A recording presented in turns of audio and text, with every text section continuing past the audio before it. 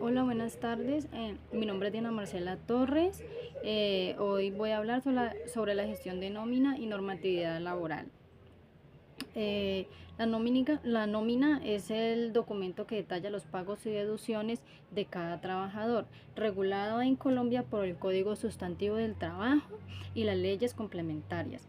Vamos a hablar sobre elementos básicos de la nómina, que uno vendría siendo el devengado, otro vendría siendo las deducciones y otro vendría siendo las apropiaciones. Vamos a hablar de cada una de ellas. Vemos que el devengado es el valor total de ingresos que obtiene el empleado durante el periodo a pagar.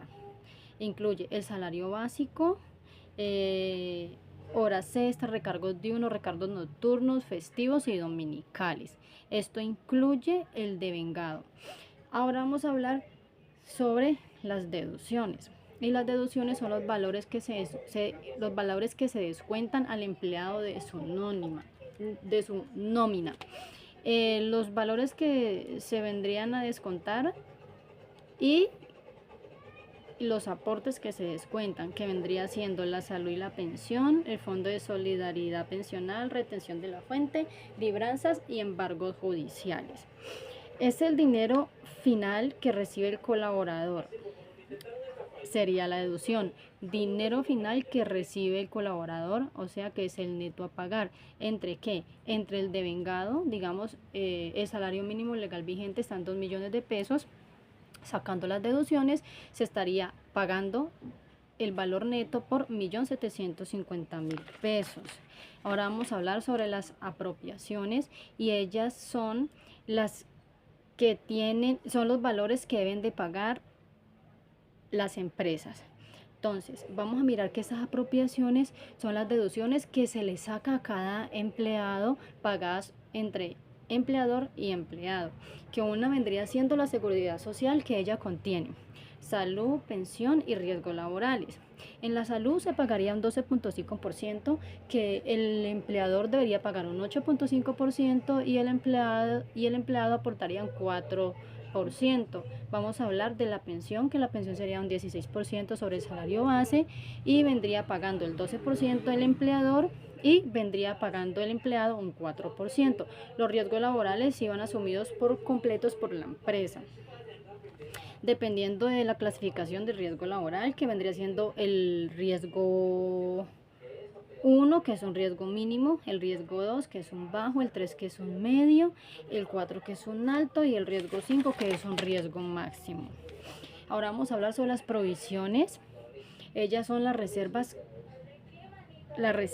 para obligaciones futuras, que entre ellas van incluido lo que son cesantías y en intereses de cesantías, las primas y las vacaciones. Esas vendrían siendo las provisiones. Ahora vamos a hablar sobre los aportes para fiscales, y ellos son los pagos obligatorios que debe hacer el empleador, que debe pagar al SENA el 2%, al ICBF debe pagar el 3% y la caja de compensación familiar debe pagar un 4%.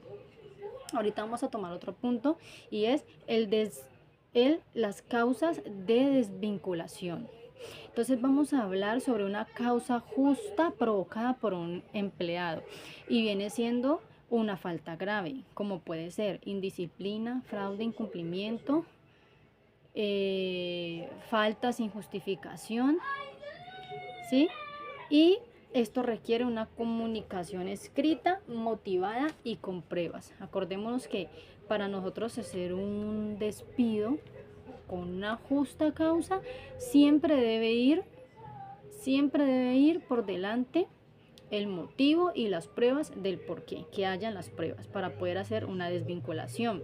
Ahora vamos a hablar sobre una justa causa por medio del empleador, que puede ser que la empresa esté en quiebra, que haya y por esa causa cierren la empresa, una fuerza mayor o una reestructuración comprobada, que la empresa vaya a tener una reestructuración, entonces se vaya a cambiar, se vayan a añadir más bodegas, dependiendo de donde estén, necesiten ampliarla, que conlleve estas cosas. Entonces ahí se haría una desvinculación con justa causa. Vamos a hablar sobre una desvinculación sin justa causa, y es cuando no hay ningún motivo legal para despedir a un empleado.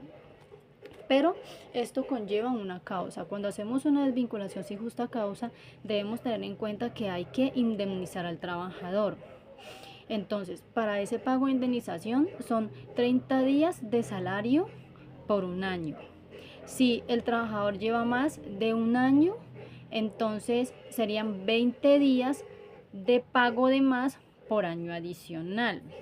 Para contratos de término fijo, acordemos que para un contrato de término fijo, ese contrato solo va por 3 años y la indemnización para este contrato es el tiempo restante del contrato. Tenemos un contrato por 3 años y la persona lleva trabajando un año, entonces hay una vinculación sin justa causa, se pagarían los 2 años que le faltarían para cumplir los 3 por indemnización si ese despido va sin justa causa.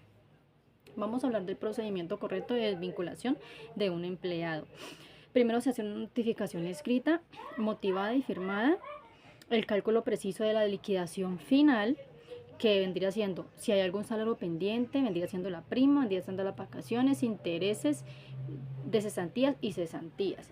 Y recordemos que el pago de esta totalidad por medio del empleado solamente tiene 10 días hábiles posteriores a la terminación de esa desvinculación.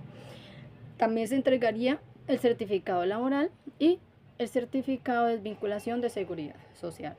Vamos a hablar entonces la normatividad vigente aplicable para cada uno de estos puntos que acabé de presentar. Entonces, la Constitución Política nos habla en el artículo 53 que garantiza los derechos laborales mínimos de cada empleado.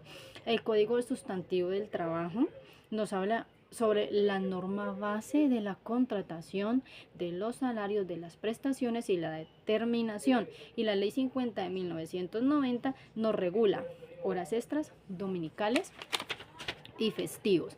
La Ley 100 de 1993 nos habla sobre el sistema integral de seguridad social, la salud, la pensión y la ARL. La Ley 1607 del 2012 nos define los aportes para fiscales y la Ley 2101 del 2021 nos habla sobre la reforma laboral, regula el trabajo remoto y la estabilidad. Como podemos ver, para cada caso del que acabé de hablar, hay una norma vigente que apoya cada caso de estos y cada acción que vaya a tomar una empresa frente al empleado, y también hay una acción que puede tomar una norma el empleado si el empleador está haciendo algo sin justa causa. Entonces, esta fue mi exposición el día de hoy sobre gestión de nómina y normatividad laboral. Muchas gracias por su atención.